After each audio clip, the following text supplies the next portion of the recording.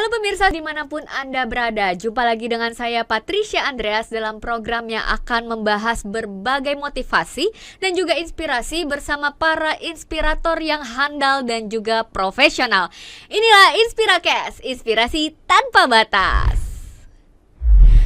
30 menit ke depan, pemirsa, kita akan membahas banyak sekali motivasi dan juga inspirasi yang pastinya bermanfaat untuk kita semuanya. Dan di episode kali ini pemirsa, kita akan membahas tentang komunikasi atau kanvas komunikasi. Kita akan membahas kanvas komunikasi bersama digital speaker. Inilah dia Coach Handoko. Hai Coach Handoko. Halo Patricia. Apa kabar Coach? Kabar baik banget. Luar biasa ya. Sehat Coach? Sehat, terima kasih banyak. Oke, sebelum kita membahas hari ini tentang kanvas komunikasi Coach, saya mau tahu dulu nih, Coach Handoko kesibukannya apa sih sekarang Coach? Ya, kalau kayak Patricia bilang tadi, digital speaker ya, atau pembicara di dunia digital itu satu. Kedua, saya adalah kepala sekretariat dari IPSA, Indonesian Professional Speaker Association, atau Asosiasi Pembicara Profesional di Indonesia. Saya full time-nya di sana. Lalu part time-nya atau paruh waktunya itu saya di James Gui Associate Coach ya, salah satu motivator. Beliau menampil, kadang saya sebagai coachnya yang ada di belakang layar seperti itu. Wow, luar biasa sekali, jadwalnya padat ya Coach ya. Syukur Ya. Terima kasih loh Coach sudah hadir di program Inspiracast tentunya, yang hari ini kita akan membahas tentang kanvas komunikasi Coach Handoko. Sebenarnya Coach, kanvas komunikasi itu apa sih Coach? Ya, mungkin Patricia dan pemirsa di rumah ini seperti istilah baru ya, kanvas komunikasi. Ya. Nah, ini istilahnya karena saya dulu beberapa tahun yang lalu sempat belajar ilmu branding. Nah, kalau ngomongin branding pasti mereka ada brand, bagaimana cara menulis kanvasnya untuk membuat itu. Ya. Lalu kalau di dunia komunikasi ini lebih dikenal istilahnya adalah konsep atau struktur bicara. Nah, kenapa saya ngambilnya kanvas komunikasi? Kalau diterjemahkan dalam bahasa Inggris kan itu kanvas communication. Lebih cocok. Kalau konsep ya agak umum gitu ya. Terus saya buat structure kok kayak jadi developer properti gitu ya. Akhirnya saya milih communication canvas. Kalau di selipin dikit kan kompas gitu ya. Kompas kayak menunjuk arah mata angin ya. Nah, ini kalau teman-teman mau bicara yang bagus, mau bicara yang baik, mau bicara yang benar, nah pakailah kanvas komunikasi atau kompas ini sebagai arah untuk pembicaraan kepada audiens atau pendengarnya. Jadi salah satu tools begitukah Coach? Kalau saya bilang sih satu-satunya tools. Satu-satunya tools. Ya, orang bilang, gimana sih, saya pengen loh jadi pembicara yang di atas, dia bisa ngobrol lama, dia bisa memotivasi. Selama puluhan tahun saya belajar, saya ngalamin, saya tanya kepada mentor-mentor saya langsung, semua rata-rata sama. Sebelum mereka menyampaikan di atas panggung, mereka ya semuanya sama, menyiapkan atau menyusun struktur kerangka bicara, menggambarkan kanvas apa sih yang mau mereka bicarakan. Mereka kalau mau bicara 2-3 jam ya selama 2-3 hari bahkan berminggu-minggu untuk mempersiapkan itu, apa yang mau dibicarakan, baru mereka latihan, baru mereka sampaikan. Termasuk persiapan yang harus mateng gitu bahasanya. Ya. Nah, itu jadi sebenarnya siapa sih yang cocok nih untuk menerapkan sistem ataupun tools dari kanvas komunikasi ini, Coach? Siapa saja yang pengen punya keterampilan di dalam dunia komunikasi atau memiliki keterampilan dalam komunikasi. Karena kalau sesuai data juga hampir 99%, jadi hampir ya, saya nggak berani bilang 100%, tapi 99% profesi atau pekerjaan di dunia ini pasti membutuhkan keterampilan komunikasi atau public speaking. Jadi mau dari anak-anak, remaja, mereka sekolah, ibu-ibu di rumah, ibu rumah tangga, apalagi yang profesional, itu semuanya butuh alat ini, tools ini untuk membantu mereka untuk bisa komunikasi atau presentasi lebih baik dan lebih benar. Berarti tidak hanya sebagai pembicara publik saja ya Coach. Ya, termasuk dalam hubungan keluarga, sebagai orang tua ya kepada anaknya, terus sebagai keluarga, sahabat, ya kan, rekan kerja, partner bisnis, pasti membutuhkan ini juga ya. Pasti membutuhkan Coach, ya. Kalau contohnya kayak dulu kakak saya nih sempat mention, saya ibu rumah tangga, emang saya perlu hal-hal seperti gini. Memang sekarang nggak perlu, tapi mana tahu kedepannya perlu.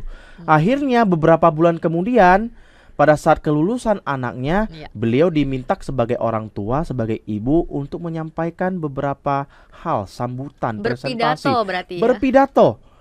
Nah, barulah sibuk nyari saya yang mengerti. Kemarin gimana ya caranya? Pasti ujung-ujungnya membutuhkan. Saya dulu pengalaman juga, orang bilang, saya kerja di belakang layar. Iya. Saya sebagai akuntan, Iya. saya admin bank di belakang layar, Iya. saya auditor. Iya. Apakah saya butuh?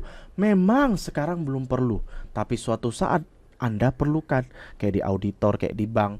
Tiba-tiba pimpinan Anda minta, coba dong presentasikan selama keuangan 3 bulan ini, 6 bulan ini, kuartal terakhir bulan ini.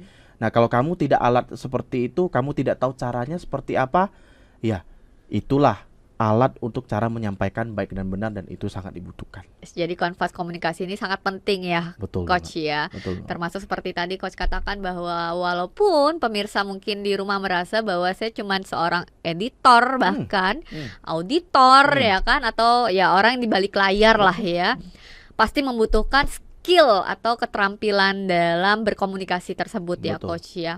Betul Sehingga kita bisa gini, terkadang kita bisa melihat banyak sekali problem-problem di era sekarang itu banyaknya miskomunikasi, Coach. Betul. Apakah itu salah satu kendala yang bisa dihadapi jika kita tidak terampil dalam berbicara, Coach? Betul, itu salah satunya. Karena kita nggak tahu caranya, tidak tahu alatnya, maka komunikasi itu bisa terhalang ya. Artinya jadi miskomunikasi. Kalau orang sekarang kan tahu istilahnya itu omon-omon. Kalau saya lebih suka bukan yang penting ngomong. Jadi asal ngomong, asal nyeblak aja. Tapi ngomong yang penting. Ngomong yang penting artinya apa? Sampaikanlah sesuatu. Memang kalau kamu mau motivasi atau mau mengkomunikasikan seseorang, ya sampaikanlah sesuatu yang penting-penting. Nah, sampaikan sesuatu yang penting karena otak kita kan banyak hal nih di dalam kepala, di atas kepala kita. Gak mungkin dong dengan keterbatasan waktu semuanya mau kita sampaikan. Betul. Dengan alat kanvas komunikasi ini ya kita susun, nah saya dikasih 5 menit nih, apa yang mau saya sampaikan? Saya tulis, saya sampaikan ini, dan seterusnya. Artinya akhirnya terjadilah komunikasi itu lebih lancar dan lebih baik. Yang lebih efektif pastinya ya. Betul, lebih efektif. Coach melihat di Indonesia sendiri, Coach Handoko, bahwa Indonesia memiliki ataupun mempunyai beragam dialek, Betul. kosakata di setiap daerah yang berbeda, Coach ya. Betul. Mungkin di Jakarta bahasa tertentu belum bisa dimaknai oleh orang-orang daerah tertentu seperti di Sumatera, Sulawesi. Begitu juga sebaliknya, Coach. Nah, menurut Coach Handoko sendiri, tanggapannya seperti apa tentang beragamnya dialek, bahasa, kosakata di berbagai daerah yang ada di Indonesia, Coach? Baik. Pertanyaannya nih untuk pemirsa juga bisa mengulik ya. Apakah itu sesuatu yang salah? Apakah itu sesuatu yang benar? Nah, kalau bagi pendapat saya, kita di Indonesia punya banyak suku, banyak dialek, banyak logat. Yes. Banyak orang yang menganggap itu kayak sesuatu keanehan gitu. Padahal itu sebaliknya, sebuah keunikan. Kayak saya nih, saya contohnya dari Kepulauan Riau, dari Batam. Pasti logatnya agak-agak Melayu, dekat sama Sumatera. Logat-logat atau dialek Sumatera. Keras dan lembut nih, gabung nih. Tapi kalau saya menganggap itu adalah sebuah keanehan, maka saya tidak percaya diri untuk menyampaikan sesuatu. Tapi saya anggap ini adalah sebuah keunikan. Pada saat saya menyampaikan, orang-orang di daerah saya akan mengerti. Tapi pada saya keluar dari kota, keluar dari daerah saya, itu bisa dijadikan sebagai apa? Membangun hubungan dengan pendengar kita. Oh, Coach Handoko kayaknya bukan asli Jakarta ya, bukan dari Makassar, bukan dari Surabaya ya. Asli dari mana sih? Kedengaran lo logatnya. Ya, saya bukan memang asli sini. Itu dialek saya, itu logat saya. Jadi itu keunikan kita, bisa dibawa kita sebagai hal-hal positif untuk bawa kita. Nah, untuk pemirsa, punya dialek apa, punya logat apa, jangan jadikan sebagai sesuatu yang minder. Tapi itu keunikan kita semua sebagai orang Indonesia. Harus strength ya, harus kuat dengan identitasnya masing-masing ya. Betul. Namun juga sebagai pembicara publik juga pastinya harus memiliki kapasitas sebagai pembicara yang nasional ya. Karena belum tentu sebagai orang daerah tentunya memahami makna. Contoh nih seperti saya katakan bahwa di Kota Medan, setahu saya, ini setahu saya ya, mohon dikoreksi kalau salah ya, Coach ya. Mobil itu dikatakan kereta. Kereta, ya betul. Kalau dibawa kereta itu ke Jakarta, pasti maknanya berbeda. Iya, betul ya, kereta Coach, api kalau di Jakarta. Ya sama. Kayak misalnya saya sekarang sudah lama nih di Jakarta. Ya. Terus balik saya misalnya diundang ke Medan. Pada saya sampai ke sana, saya nggak salam biasa nih kayak salam Jakarta, selamat pagi, apa kabar. Tapi udah sampai sana, saya tahu audiens saya, pendengar saya itu adalah rata-rata orang dari daerah Medan. Saya membuka salam dengan hora semuanya. Nah, mereka akan ngerasa kayak, keren nih pembicara. Tapi kayaknya bukan orang Medan, bukan daerah. Memang saya bukan orang Medan. Tapi itulah saya gunakan itu untuk apa? Untuk mendekatkan dengan kamu. Bahwa kalau kita mendekatkan dengan orang lain, mereka akan lebih memperhatikan kita, lebih mendengarkan kita.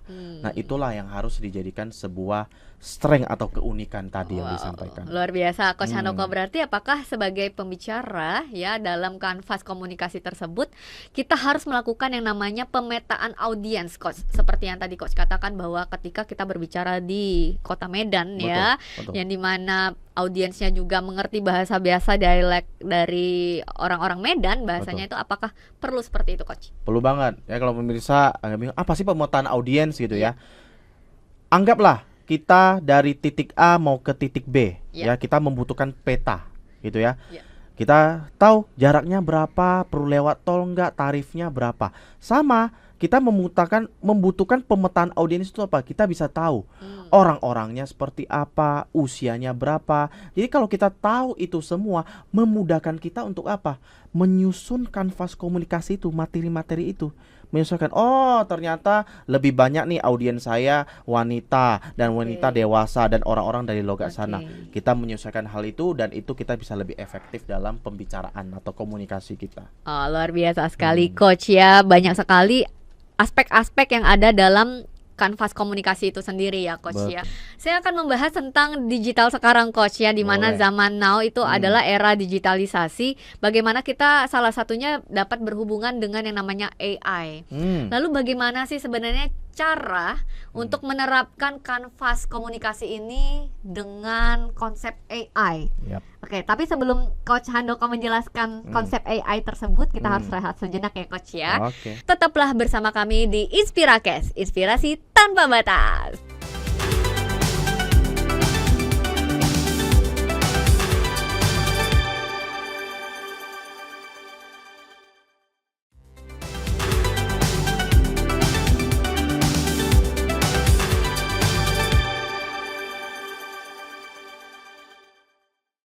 Kembali lagi di Inspirakes, inspirasi tanpa batas. Masih membahas tentang kanvas komunikasi pemirsa bersama Coach Handoko yang sudah hadir. Segmen sebelumnya kita membahas tentang banyak sekali kanvas komunikasi ya, aspek-aspek saja apa saja. Nah, berbicara tentang zaman now ya, berbicara tentang era digitalisasi yang sekarang, bahwa kita pasti tidak terlepas dengan namanya digital, termasuk yang sedang hits sekarang, yang sedang tren sekarang adalah AI. Ya. Bagaimana caranya penerapan kanvas komunikasi ini sendiri, Coach, terhadap penerapan AI yang ada zaman sekarang, Coach? Oke, kalau kanvas komunikasi pada awalnya sebelum ada AI atau teknologi kan kita menyusunnya dengan tradisional ya. Jadi apa yang mau kita bicarakan, apa pembukanya, isinya apa, penutupnya seperti apa. Nah kemudian AI masuk nih. Nah apakah itu menjadi penghalang? Tidak, malah jadi alat bantu kita. Jadi kalau kita mau ngobrol nih, kita nyusun kerangka kanvas komunikasinya, buka apa, isinya apa, penutupnya apa. Dan pada saat AI masuk, itu kita bisa membantu kita dalam pembuatan penyusun itu lebih cepat. Nah ini saya ngomong realitas sebagai seorang pembicara selama puluhan tahun. Kadang kalau jadi pembicara itu tidak seenak orang bayangkan. Tak segampang itu. Tidak sebangkang itu. Orang-orang bilang tidak semudah itu Ferguson katanya ya. Pentingnya apa? Kadang kalau di lapangan itu orang tahu kita pembicara nih, coach nih, ya dia ada sertifikasi nih, punya gelar nih. Tiba-tiba di mereka ada halangan, terus minta kepada kita, coach, boleh nggak minta kasih sambutan 15 menit sambil menunggu narasumber yang lain, karena saya kenal nih. Nah tiba-tiba diminta. Nah dulu kita butuh waktu. Kasih saya 5-10 menit deh untuk saya mau catat apa yang mau kita ngomongkan. Nah tradisional banget. Nah dengan AI masuk, itu membantu kita apa? Kita tidak perlu lagi tiba-tiba kita diminta secara tidak langsung atau impromptu untuk ngomong di depan.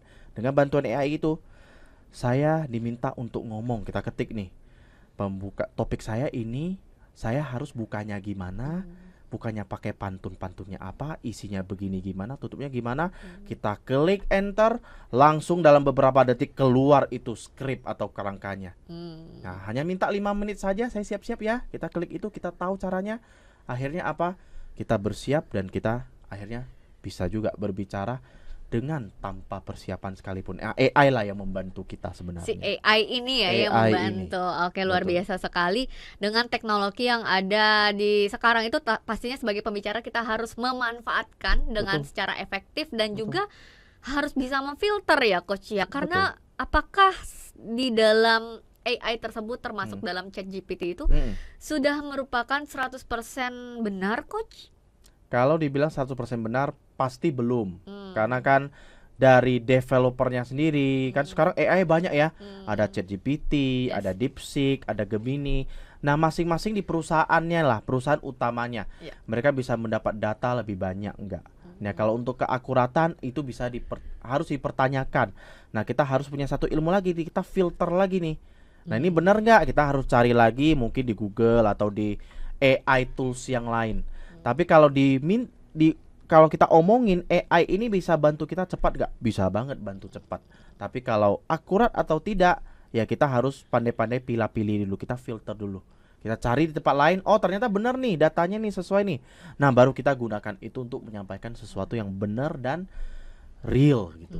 Oke, jadi berarti sebagai pembicara pun dengan menggunakan teknologi yang ada seperti ChatGPT, Gemini dan sebagainya itu kita harus melalui sistem filter terlebih dahulu dan sebagai pembicara harus terus belajar ya coach ya. Tidak hanya merasa puas, oh cukup sekarang teknologi sudah ada ya udah cukup. Nggak hanya harus cepat puas ya coach ya. Betul, kan dunia berkembang, teknologi berkembang dan berkembangnya nih sangat cepat banget. Apalagi di dunia komunikasi, di dunia presentasi, kita hadapin orang beda-beda. Teknologi ikut masuk semuanya nih. Nah, kalau kita tidak beradaptasi, kita tidak fleksibel, kita tidak mau belajar, maka ya kita akan ikut orang-orang yang terdahulu. Ya, ngomongnya lebih tradisional, ngomongnya tidak sesuai apa yang diinginkan. Nah, dengan teknologi masuk, ya kita menyesuaikan dengan hal-hal itu. Jadi apa yang kita sampaikan bisa lebih benar, bisa lebih real, bisa lebih aktual. Itu yang membantu kita. Wah, luar biasa sekali coach. Lalu apakah kita perlu membuat konsep tersebut dalam kanvas komunikasi yang menarik coach? Lalu kalaupun harus menarik, seperti apa coach? Kita bisa membahas materi itu secara menarik, tidak membosankan dan tampil secara memukau di depan audiens coach. Betul. Sebelum pakai tadi penggunaan AI teknologi itu, kita harus tahu dulu setiap perkataan, setiap kerangka, setiap kanvas yang kita susun ini, apa yang mau dibicarakan, itu harus punya tujuannya. Kalau tidak punya tujuan, kalau tidak punya hasil, kalau tidak ada yang penting, mending gak usah ngomong. Dari buka pun kita harus tahu tujuannya apa yang menarik perhatian orang. Ya kita pakai apalah, kutipan atau pantun gitu. Di dalam isi itu tujuannya yang benar, yang tadi Patricia bilang tadi. Tujuan isi kan agar kita mudah, orang paham apa yang kita sampaikan. Itu untuk pembicara atau audiens. Sebaliknya untuk kita apa? Biar kita paham juga, karena kita yang nyusun apa yang kita sampaikan. Poin-poinnya saja yang kita sampaikan. Sama pas penutupan juga gitu. Jadi kita harus tahu dulu tujuannya nih. Kalau tidak ada tujuan ngomong, ya ngapain ngomong capek-capek. Kalau kita tahu tujuannya, kita susun. Kalau kita kurang, barulah teknologi AI ini masuk. Aduh, saya kurang data nih, saya kurang isiannya nih, boleh nggak bantu saya? Nah, banyak data yang bisa kita bantu. Kita ambil yang mana bagus, kita filter yang mana terbaik, kita masukkan, akhirnya menjadi sebuah kepingan puzzle. Jadi kita sampaikan sesuatu pun akan menjadi lebih nyata dan bermanfaat untuk orang-orang. Ya, dan lebih menarik tentunya ya Pasti coachnya, lebih menarik. dan mempermudah para pembicara ini untuk berbicara pun tidak berbelit-belit, Betul. tidak muter-muter di sana ya coach Betul. ya, dan harus memiliki arah dan tujuan. Sebenarnya saya berbicara ini audiensnya siapa, tujuannya siapa, dan untuk kepentingan apa, betul ya coach ya? Betul, audiensnya siapa, medianya siapa. Kayak sekarang nih, lagi di media televisi, ya, kita podcast nih. Dikira saya nggak melakukan persiapan, dikira nyusun. Ya, dikasih topik, ngomongnya topik apa. Dari awal kita harus gak bahas apa.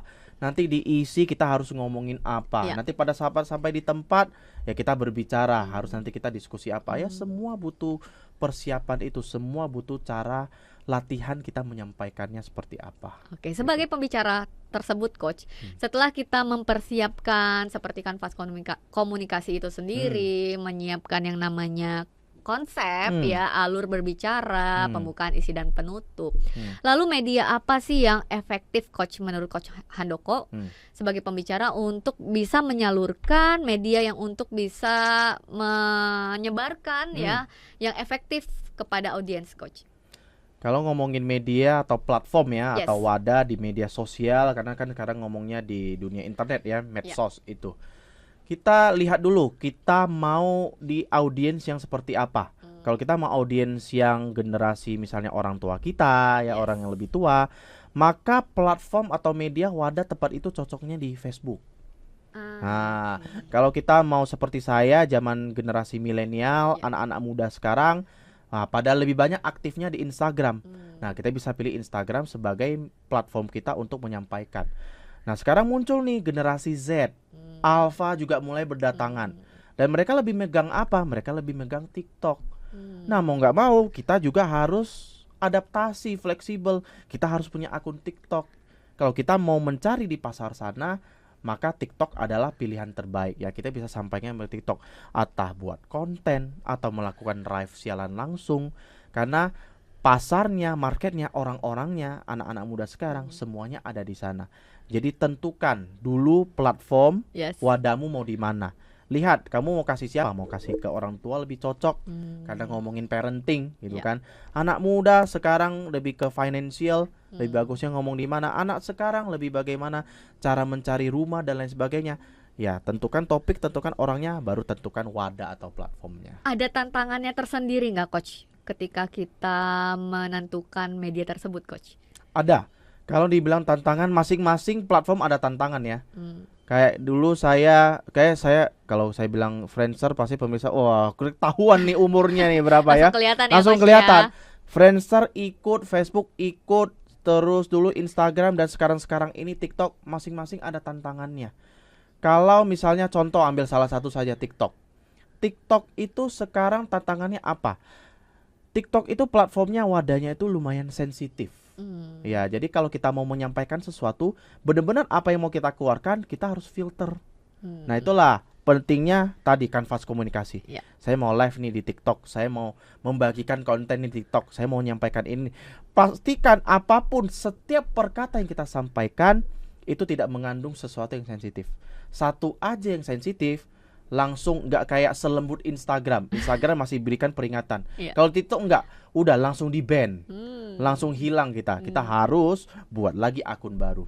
Nah, berbagai macam platform, berbagai macam tantangan. Nah, TikTok tadi salah satu contohnya. Wow, jadi harus dipelajari ya sebelum kita menentukan media itu, kita harus pelajari mana yang cocok dan sesuai dengan kita ya coach. Betul, ya, luar biasa sekali. Coach Handoko, saya mau dengarkan 3 tips yang bermanfaat pastinya untuk pemirsa yang ada di rumah mengenai topik kita hari ini, yaitu kanvas komunikasi. Tips yang pertama, Coach Handoko.